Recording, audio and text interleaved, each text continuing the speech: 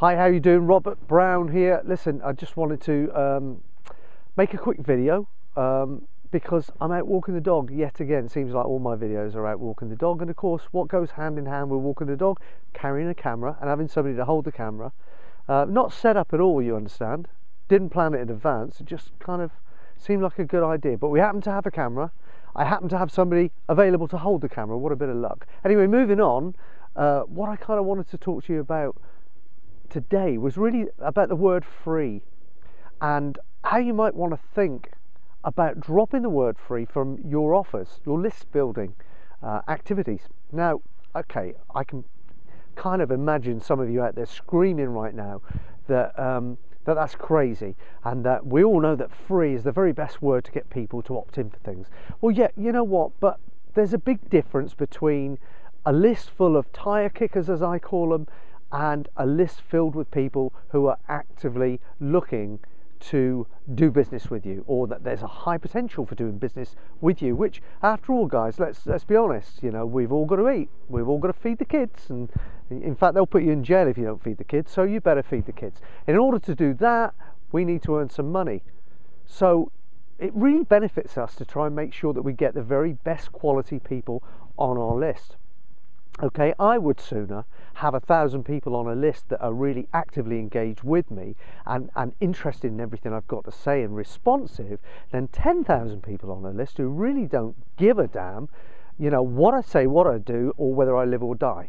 Okay, being really, really honest with you, that's what it comes down to. So what I'm going to suggest to you is that maybe you should think about putting a little bit more effort into your copy, either into your copy or into your sales message through your videos, and get people to go to a squeeze page, but without promising them something free to get them there. So in other words, really hone your copy skills, really hone your message, really hone your communication so that you can get people absolutely enthused about what you're saying, and get them to go to a page where they can opt in to a list to get more information or a free product or whatever it is, whatever the heck it is that you're offering.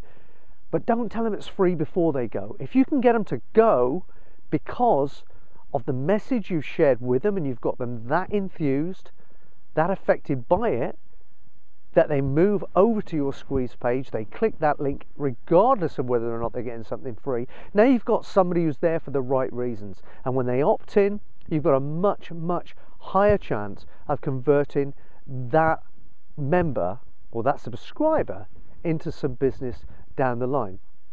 Now I know everybody's in different stages in their business, and you know, some people are desperate to get or feel that they've got to get everybody in because heck, I've only got 20 people on my list and I really need people on my list because I know that, you know, I'm going to get people on my list, and the bigger the list I get, the more money I'm going to make every month, and they get desperate about it. But even in that situation, in fact even more so, I would say just take a deep breath, you know, maybe kind of like bypass some of the caffeine you're having every day, slow down, think about it for a minute.